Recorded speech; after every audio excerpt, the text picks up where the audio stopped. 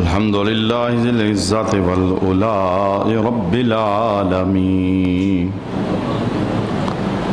الصلاة والسلام على سيد الأنبياء والمرسلين والعاقبة للمتقين أما بعد فأعوذ بالله من الشيطان الرجيم بسم الله الرحمن الرحيم وما أنفقتم من شيء فهو يخلفه وهو خير الرازقين صدق الله مولانا العظيم إن الله وملائكته يصلون على النبي يا أيها الذين آمنوا صلوا عليه وسلموا تسليما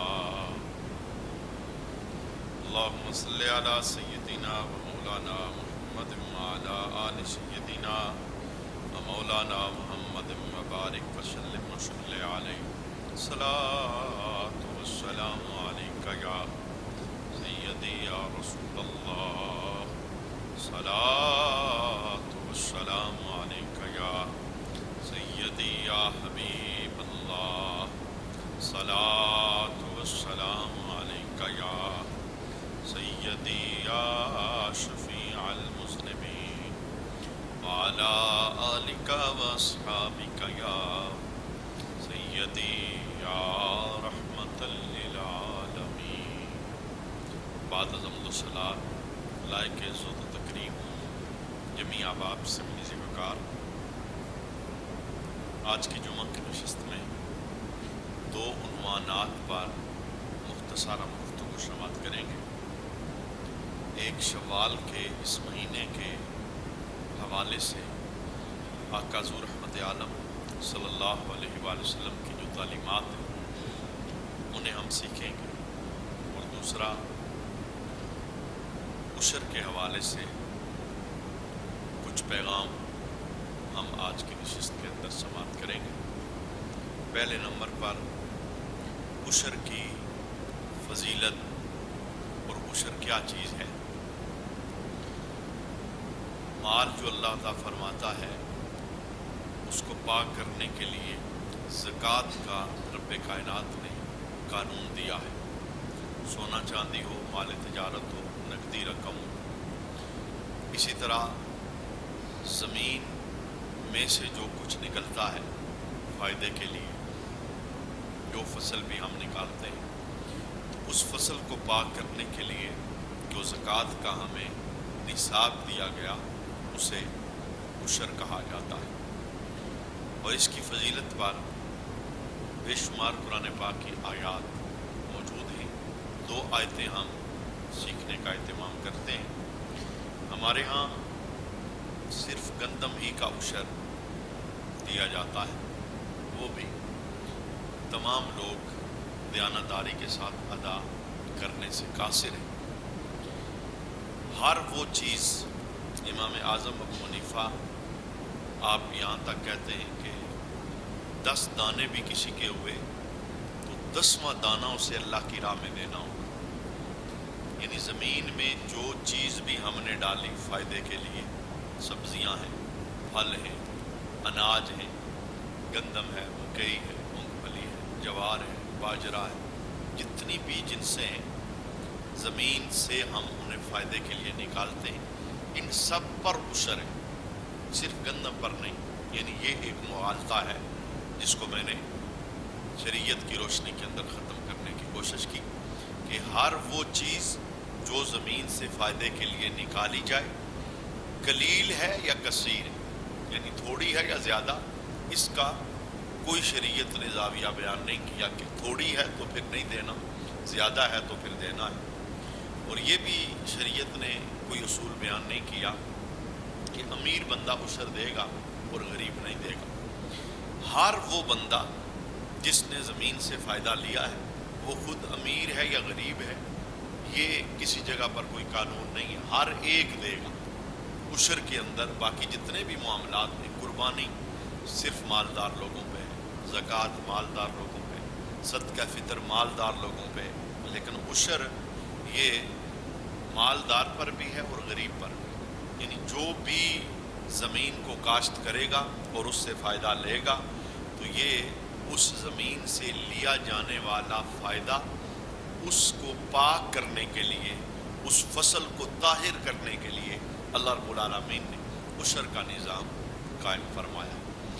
عشر کو عشر اس لیے کہتے ہیں کہ عموماً 10واں حصہ، عشر عشرہ سے بنا اور عشرہ 10 کو کہتے ہیں، 10واں حصہ اللہ کی راہ کے اندر مال کو پاک کرنے کے لیے جنس کی صورت کے اندر یا نقدی کی صورت کے اندر دیا جاتا ہے، اس لیے اسے عشر کہا جاتا ہے۔ لیکن وہ زمینیں جہاں پر پیسوں کا پانی لگتا ہے، ٹیوب ویل کا پانی لگتا ہے، یا بارانی نہیں ہے بلکہ ذاتی پانی کے ذریعے ان زمینوں کی کاشت ہوتی ہے، تو وہاں پہ 10واں حصہ نہیں بلکہ وہاں پہ 20واں حصہ ہے۔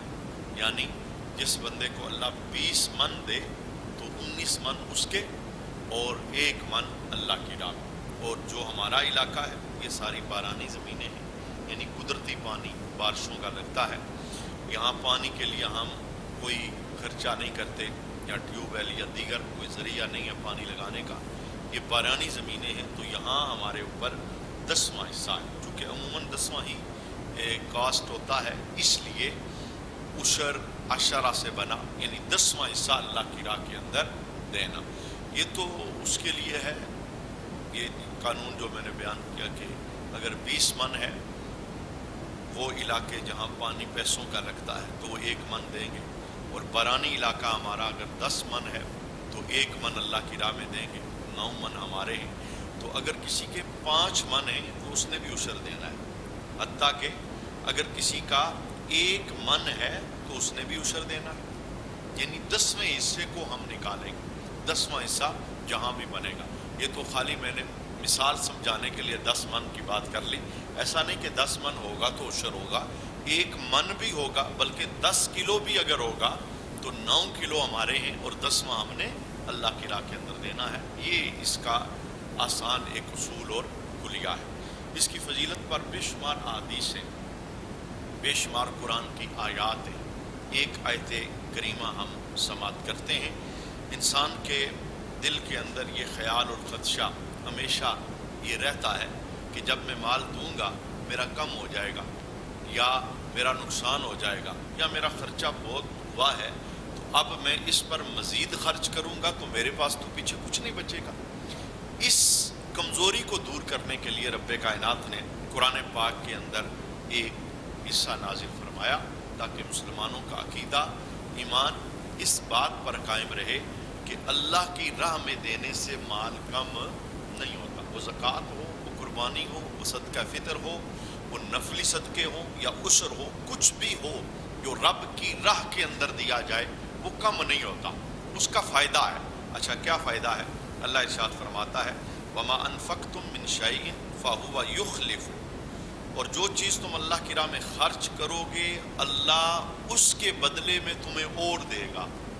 یعنی یہ قانون بیان کیا رب کائنات نے کہ میری راہ میں دینے سے کم نہیں ہوگا، تم میرے ساتھ سودا کر لو، تم جب میری راہ میں دو گے تو میں تمہیں اور دوں گا۔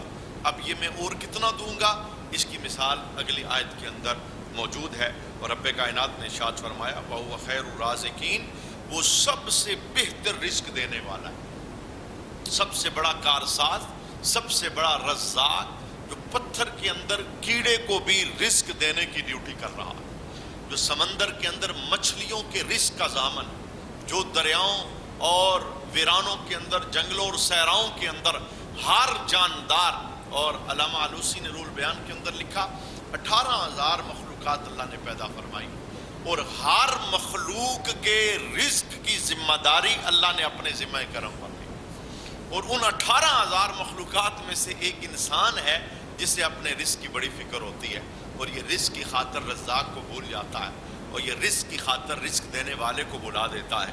باقی جتنی بھی مخلوقات ہیں صبح نکلتی ہیں، شام پیٹ بھر کے واپس آ جاتی ہیں۔ ہر ایک ایسی مخلوق ہے جس نے کوئی خزانہ جمع نہیں کیا، جس کا کوئی بینک بیلنس نہیں، جس کا کوئی اکاؤنٹ نہیں، جس کے نام کوئی جائیدادیں نہیں، رب کائنات سب کو نواز رہا ہے، اور جب ان کو نواز رہا ہے جو بے عقل ہیں، جنہیں عبادت کا مکلف بھی نہیں بنایا، تو مجھے بتائیں رب اسے کتنا نوازے گا جسے رب نے صاحب عقل بھی بنایا ہے اور تمام مخلوقات کا رب نے انسانوں کو سردار بھی بنایا، اسے اللہ کے۔ یہی وجہ ہے ایک بزرگ علیہ رحمہ نے سمجھانے کے لیے ایک بڑا خوبصورت جملہ بولا کہ دو چیزیں ہیں، ایک ہے رزق اور ایک ہے بخشش۔ رزق کا رب نے وعدہ کیا ہے میں دوں گا، وہ قرآن میں بار بار آوازیں لگاتا ہے، وَهُوَ خَيْرُ الرَّازِقِينَ، سب سے بہتر رزق دینے والا میں ہوں، مجھ سے بڑھ کر کوئی رازق نہیں، مجھ سے بڑھ کر کوئی عطا کرنے والا نہیں، میرے خزانے ختم ہونے والے نہیں، میں نے وعدہ دیا، ذمہ داری لی، تم میری ضمانت میں ہو، میں تمہیں بھوکا نہیں ماروں، میں تمہیں رزق دوں۔ تو یہ اللہ نے گارنٹی لی ہے۔ تو جب رب نے گارنٹی لی ہے، وقت کا بادشاہ کسی کی گارنٹی لے لے تو بندہ بے دڑک ہو جاتا ہے، بے خوف ہو جاتا ہے، بے فکر ہو جاتا ہے، مجھے کوئی ڈر نہیں ہے چونکہ بادشاہ نے میری ضمانت اٹھائی ہے۔ تو مجھے بتائیں جس کی ضمانت بادشاہوں کا بادشاہ اٹھا رہا ہے، جس کی ضمانت اللہ رب العالمین اٹھا رہا ہے، بزرگ کہتے ہیں رزق یہ اللہ نے اپنے ذمہ کرم پہ لیا، اور بخشش اس کا رب نے نام لے کے نہیں کہا کہ فلاں بندہ جس کے والد کا یہ نام ہے، والدہ کا یہ نام ہے، میں نے اسے بخش دیا۔ اس کی بخشش کی آیات موجود ہیں، اس کی رحمت معابی کی حدیثیں موجود ہیں، اس کے کرم کے خزانوں کی باتیں موجود ہیں، لیکن نام لے کے کہ فلاں بندہ جس کی ماں جس کے باپ کا یہ نام ہے وہ بخشا گیا، یہ گارنٹی نہیں۔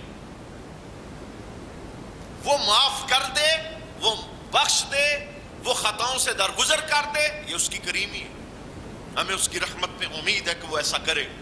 لیکن کنفرم کسی کو دنیا میں کہا ہو کہ تو بخشا گیا، اب تجھے کوئی فکر کی ضرورت نہیں ہے، ایسا نہیں، ایسا کسی بندے کے متعلق نہیں۔ نبی وہ تو ہوتے ہی محفوظ ہیں، وہ تو اللہ کے پیارے اور مقرب ہوتے ہیں، لیکن ہم جیسے لوگ، ہم میں سے کسی کے پاس یہ اتھینٹک گارنٹی نہیں ہے کہ میں بخشا گیا، اب مجھے کسی اور چیز کی حاجت نہیں، میں بخشا، ایسا ہے ہی نہیں۔ وہ بزرگ کہتے ہیں جس چیز کے متعلق رب نے گارنٹی دی ہے کہ میں ضمانت لیتا ہوں، اس کی تو سارے ہی فکر کر رہے ہیں، اور جس کی رب نے گارنٹی نہیں لی اس کی کوئی فکر ہی نہیں کر رہا۔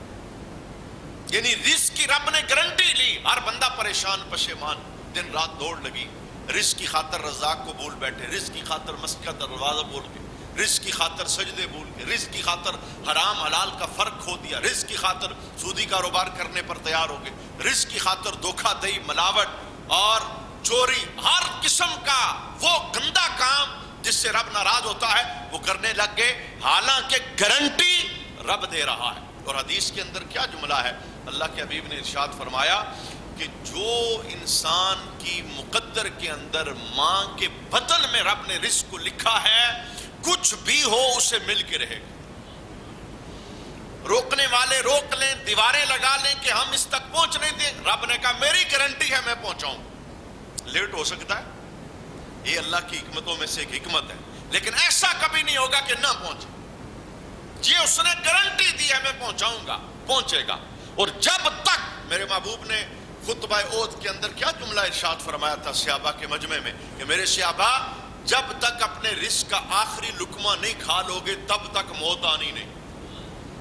جو رب نے مقدر کیا ہے وہ کھاؤ گے تو موت آئے گی، اور جب تک اس کا ایک لقمہ بھی باقی ہے وہ تمہیں ملے گا نہیں تو موت نہیں آئے گی۔ یہی وجہ ہے جب انسان کا آخری ٹائم آتا ہے، حضرت اسرائیل کا ہاتھ انسان پہ پڑ جاتا ہے، ہم پانی منہ میں ڈالتے ہیں تو پانی بندہ نکال دیتا ہے، ہم چاہتے ہیں یار کوئی میٹھے کا ایک چمچ لے لے، ہم خوراک کی نالیوں کے ذریعے ڈالتے ہیں لیکن وہ بھی باہر نکل جاتا ہے، وہ کوئی چیز اندر ٹکنے کا نام نہیں لیتی، اس کے پیچھے بھی ایک راز ہے۔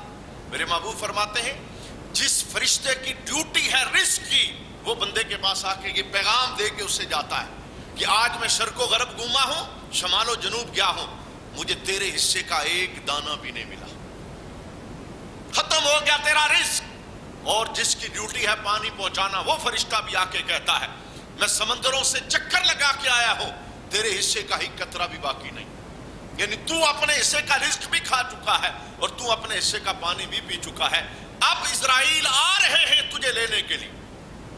تو جب تک انسان اپنا رزق پورا نہیں کرتا اس نے دنیا کو چھوڑنا کتنے بڑے بڑے مالدار. سکندر کوئی چھوٹا مالدار تھا؟ دنیا پر حکومت کرنے والا.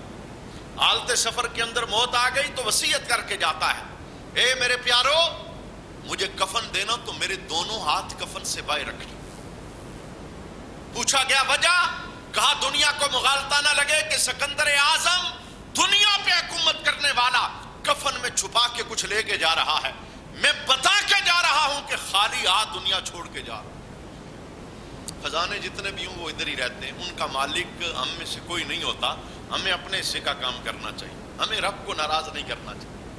ہم اس دوڑ کے اندر جمع جمع جمع رب کو ناراض کیا, رب کو خفا کیا, مال کا حق ادا نہ کیا. گدم تھی, عشر تھا, زکوٰۃ تھی, صدقہ فطر تھا, قربانی تھی, ہم سام بن کے بیٹھے رہے. ہم نے حقدار کا حق, ہم نے دل میں یہ رکھا یار بچا کے رکھ رہے ہیں, مشکل ٹائم کام آئے گا. یہ کون سی بڑی مشکل ہے جب انسان قبر میں جاتا ہے, اس سے بڑھ کر کوئی مشکل نہیں. اور ہماری روح نکلے گی, ہمارا جمع کیا ہوا ہمارا تو رہے گا ہی نہیں, وہ تو ہوگا سارے وارثوں کا. میرے محبوب کریم علیہ السلام نے فرمایا نا, انسان کے 3 دوست. سب سے پہلا انسان کا دوست انسان کا مال ہے.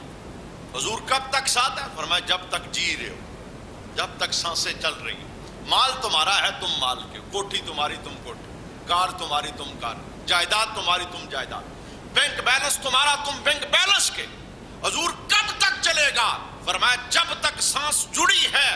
ادھر آ کے سانس کی مالا کٹے گی, سب سے پہلے جو یاری چھوڑے گا وہ تمہارا مال ہے. اب وہ تمہارا نہیں ہے, تمہارے وارثوں کا. گاڑی, جائیداد, مال و دولت, بینک میں, وہ تمہارا ہے ہی نہیں.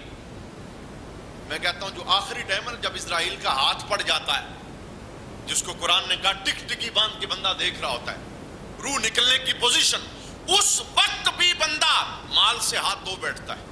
کیونکہ میرے حبیب کے دربار کے اندر اس بندے کے متعلق بتایا گیا, یا رسول اللہ فلاں بندہ ہے, مرنے لگا تو اس نے کہا میرا فلاں باغ اللہ کی راہ میں, میری فلاں جائیداد اللہ کی راہ میں, میرا فلاں مال اللہ کی راہ میں.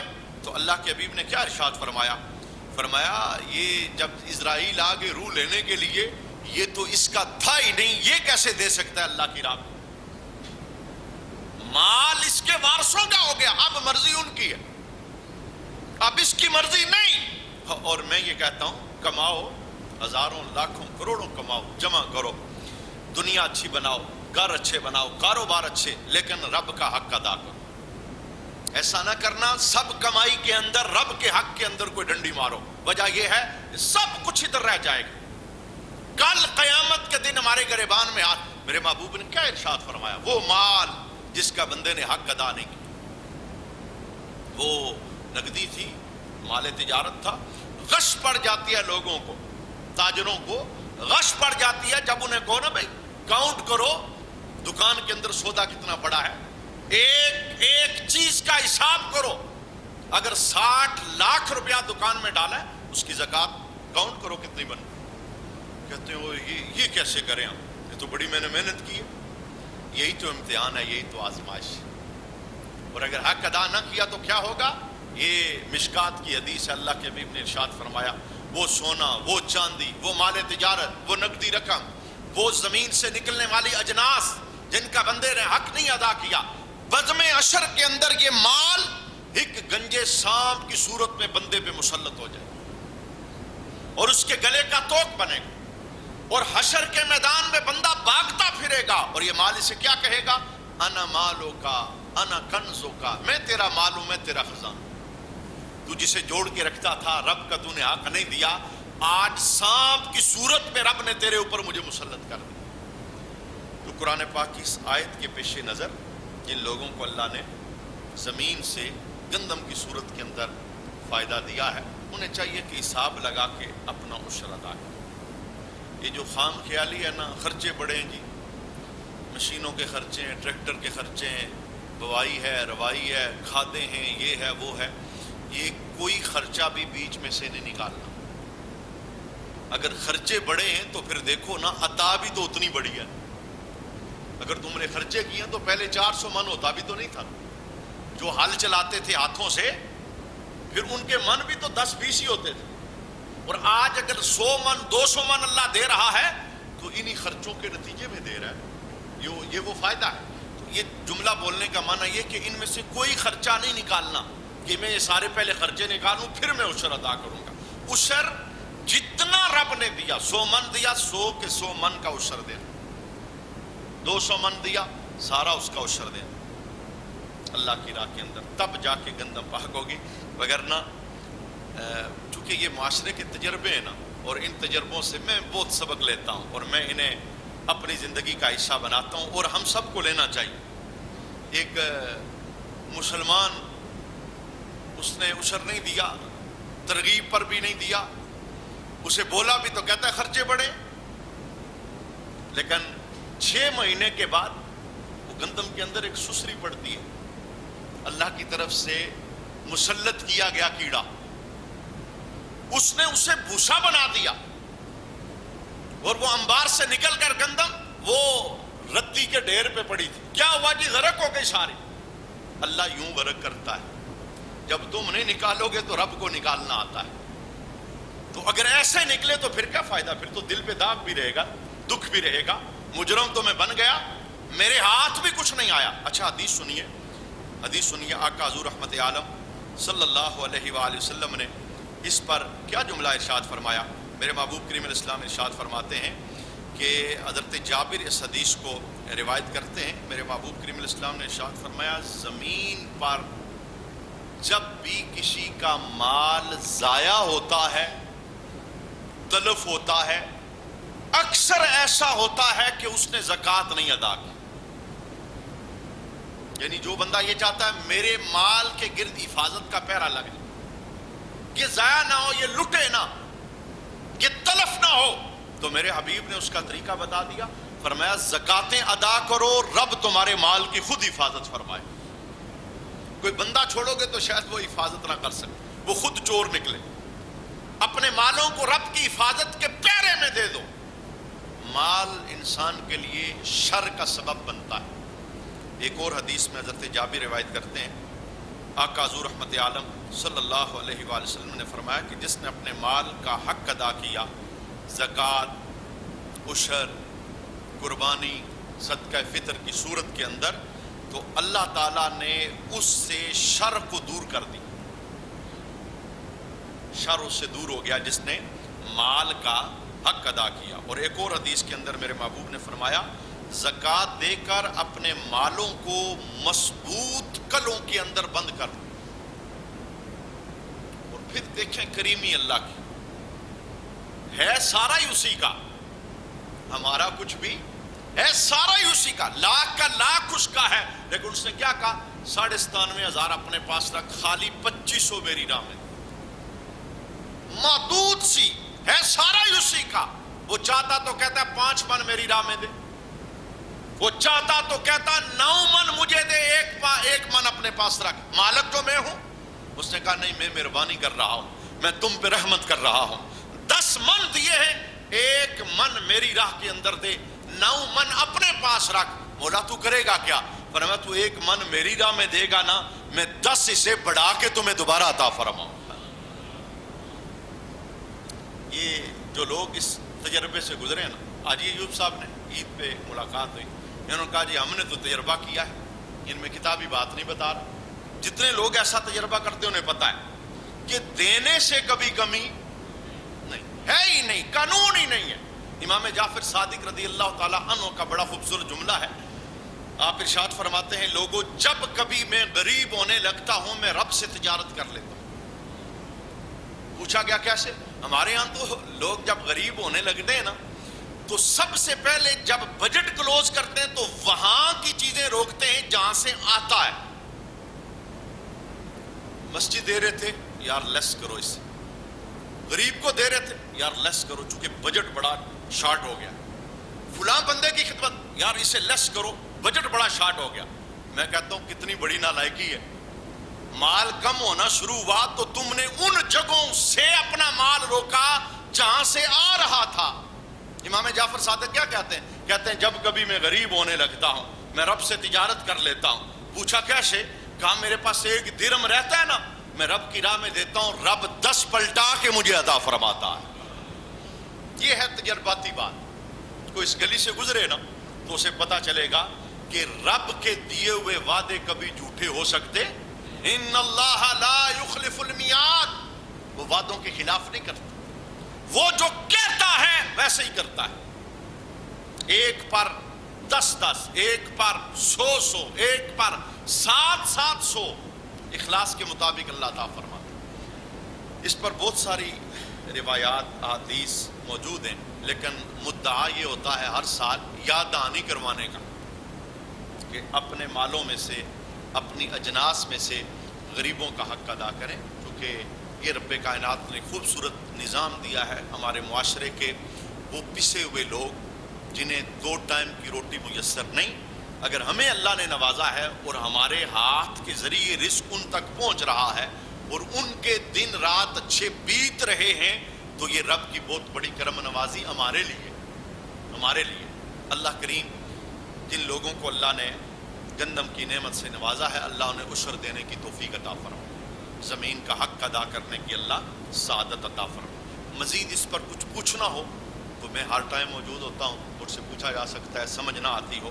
میں نے کہا تھا کہ میں اس جمعہ کی نشست میں ایک دوسرا عنوان، یعنی یہ شوال کا مہینہ ہے، اس مہینے کے متعلق آقا حضور نے کچھ باتیں ارشاد فرمائی، ان میں سے ایک بات، اور میرا ارادہ ہے اس پر عمل کرنے کا، اور آپ بھی ارادہ کریں اسے اپنی زندگی کا حصہ بنانے کا، اس کا بہت بڑا فائدہ ہے، نام اعمال میں نیکیوں کے گراف کو مزید بلند کرنے کے۔ آئیے حدیث سنیے وہ عمل کیا ہے۔ میرے محبوب کریم علیہ السلام نے فرمایا، حضرت ابو ایوب انصاری رضی اللہ تعالیٰ عنہ روایت کرتے ہیں، من صام رمضان، جس بندے نے رمضان کے روزے رکھے، یعنی رمضان گزرنے کے بعد شوال کے مہینے کا سب سے خوبصورت وظیفہ، آقا حضور فرماتے من صام رمضان، جس نے رمضان کے روزے رکھے، ثم اتبعہ 6 من شوال، اور رمضان گزرنے کے بعد جس نے شوال کے مہینے میں 6 نفلی روزے رکھے، 6 نفلی روزے رمضان گزرنے کے بعد۔ اب دیکھیں یہ تو ذوق شوق کی بات ہے، میرے محبوب کریم علیہ السلام نفلی روزوں کا اتنا ذوق رکھتے تھے، ہر ہفتے میں رسول اللہ 2 روزے نفلی لازمن رکھا کرتے، پیر شریف کا روزہ، جمعرات کا روزہ، ہر مہینے کے اندر ایام بیس 3 دن کے روزے، یہ نفلی روزوں کے ساتھ کانٹیکٹ، اور اس کے فوائد پھر علیحدہ حدیث کے اندر میرے محبوب نے بہت زیادہ بیان فرمائے، لیکن خصوصاً شوال کے مہینے کے 6 نفلی روزے، اس کا فائدہ سنیے۔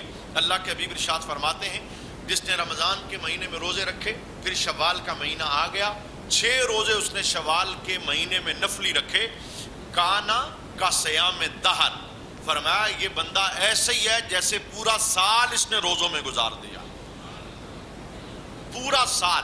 اچھا یہ پورا سال اس کا معنی کیا ہے؟ چونکہ اصول شرع کا یہ ہے الحسنۃ بعشر امثالھا، ہر نیکی پر رب 10 گنا بڑھا کے عطا فرماتا۔ ہم نے رمضان کی، اور اس دفعہ دیکھیں اللہ کا بڑا فضل ہے، رمضان کی 30 روزے اللہ نے ہمیں عطا فرمائے، بہت بڑی سعادت مندی ہے، یہ اسی کی عطا کا نام ہے۔ 30 روزے رمضان کے، اور اگر 10 گنا اسے بڑھایا جائے یہ بنتا ہے ٹوٹل 300۔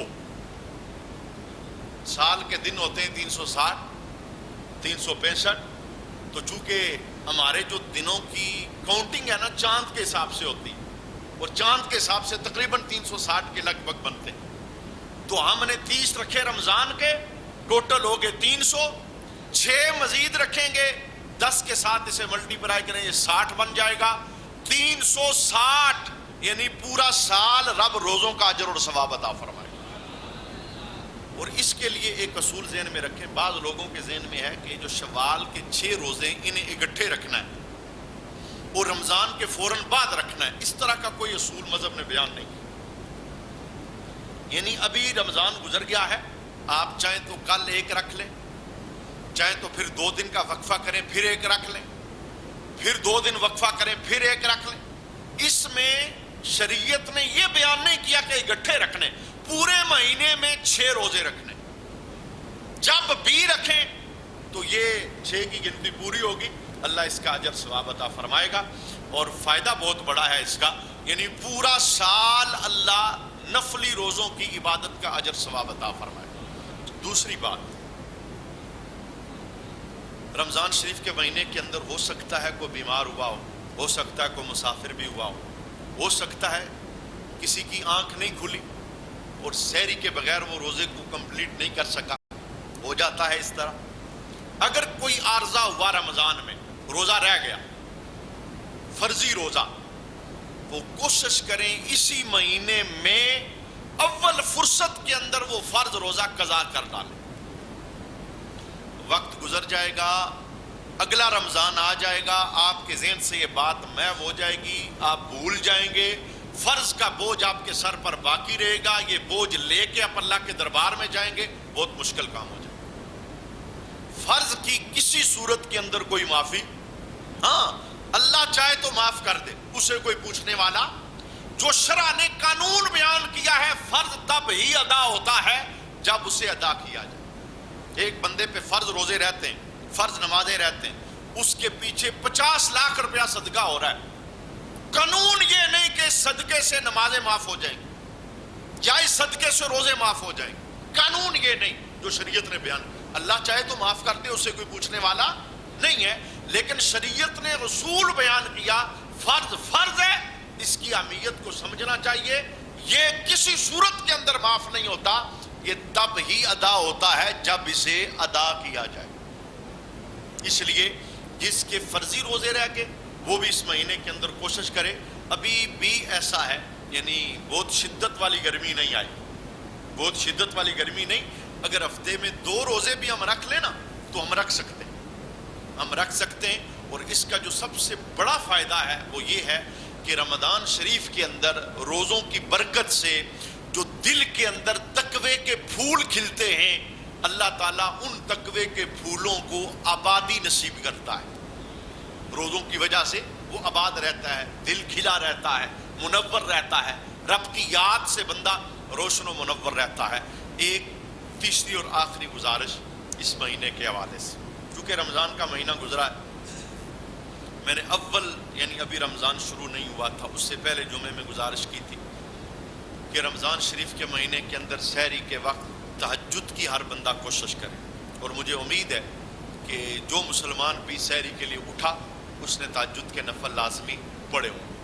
بہت خوبصورت عبادت ہے، بہت خوبصورت عبادت ہے۔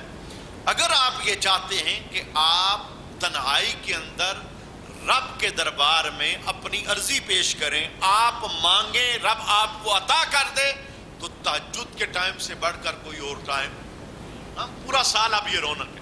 اب دیکھیں شریعت کا ایک اصول اور ضابطہ ہے کہ کوئی کام بھی 40 دن مسلسل کیا جائے تو وہ بندے کی عادت کا حصہ بن جاتا ہے۔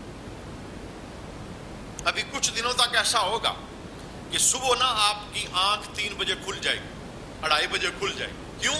30 دن سے ایک ہماری روٹین بنی ہے۔ اگر ہم اس روٹین کو برقرار کر لیں، اپنی زندگی کا حصہ بنا لیں، تھوڑی سی مشقت ہے، تھوڑی سی بس، چونکہ اب شیطان آزاد ہو گیا، وہ کوئی اچھا بھی کام کرنے نہیں دے گا، وہ رکاوٹ ڈالے گا، ہیلے بہانے کروائے گا، تھپکیاں لگائے گا، کہے گا بڑا ٹائم ہے سو جا، لیکن شیطان کے سارے ہیلوں کو توڑ کر اس کے ہتھکنڈوں کے خلاف جہاد کر کے اگر ہم 10 دن مزید کوشش کریں اور تہجد کی نماز اپنا زندگی کا ایک حصہ بنا لیں، رب کی عزت کی قسم میں لفظوں سے بیان ہی نہیں کر سکتا کہ اللہ کیا دیتا ہے۔ اس گلی میں آ کے دیکھو کہ رب کیا عطا فرماتا ہے، دل پر کتنے انوار و تجلیات کی بارشیں ہوتی ہیں، کیسے بندے کا رابطہ رب کی ذات کے ساتھ بحال ہوتا ہے۔ آپ تنہائیوں میں بیٹھیں گے، رب یاد کر کے آپ کی آنسو نکلیں، یہ رات کی نماز کا۔ اور میں سب سے بڑا فیض کیا ہے، یعنی اس حصے میں اگر آپ اٹھیں نا، تہجد کے ٹائم اٹھیں، دنیا سو رہی ہوتی ہے، اکثریت لوگوں کی محو خواب غفلت ہوتی ہے، اس ٹائم اگر اٹھیں تو آپ کو نسبت آمینہ کے لال کے اس ٹائم سے ہوگی کہ یہ وہ وقت تھا جب میرا سونا نبی مسجد نبی کے کونے میں مصلی پہ بیٹھ کے رب کے دربار میں آوازاریاں کیا کرتا۔ اور سب سے بڑی سعادت مندی میرے محبوب نے فرمایا، عشر کا دن ہوگا، اللہ کریم ایک اعلان کرے گا دیکھیں بڑا شدت والا دن ہے. حساب کتاب کے بعد بھی جنت بندہ چلا جائے تو بہت بڑی رحمت مابی. حساب کتاب بڑا سخت. آقا حضور رحمت عالم نبی ہو کر تعلیم امت کی خاطر یہ دعائیں مانگا کرتے تھے، مولا میرا حساب آسان کر. یعنی حساب اللہ کے دربار میں کھڑے ہو کے دینا یہ کوئی آسان بات نہیں. اور مجھے بتائیں وہ بندہ کتنا سعادت مند ہے جسے بزم حشر میں یہ کہا جائے جا تجھ سے حساب نہیں لیا جائے گا، بغیر حساب کے امن سے جنت میں داخل ہو جائے. کسی جگہ تجھے روکا نہیں جائے گا، کچھ پوچھا نہیں جائے گا. ہاں یہ کون ہوں گے؟ اللہ کے حبیب ارشاد فرماتے ہیں بزم حشر میں رب کی طرف سے اعلان ہے، کہاں ہیں وہ لوگ جن کے پہلو کروٹوں سے جدا رہتے تھے اور دنیا رات سوئی رہتی تھی، وہ ہمارے دربار میں سجدے کے لیے اٹھا کرتے تھے، تہجد کی نماز کے لیے. کہاں ہیں وہ لوگ وہ بزم حشر میں جدا ہو جائیں؟ اللہ کے حبیب نے خود کہا، فرمایا وہ تھوڑے ہوں گے معاشر کے مجمع میں، وہ تھوڑے ہوں گے، لیکن جب وہ جدا ہوں گے تو اللہ انہیں پروٹوکول دے گا اور اللہ فرمائے گا جاؤ بغیر حساب کے آج میں تمہیں جنت عطا فرما دوں. یہ میری تیسری گزارش تھی. اللہ کریم ہمیں عمل کی توفیق عطا فرمائے اور نفلی روزوں کو بھی اللہ میں سعادت عطا فرمائے. اور رمضان شریف کے اندر جو ہم نے تقوی حاصل کیا ہے اللہ اسے پوری زندگی کا حصہ بنانے کی توفیق عطا فرمائے. وما علینا الا البلاغ.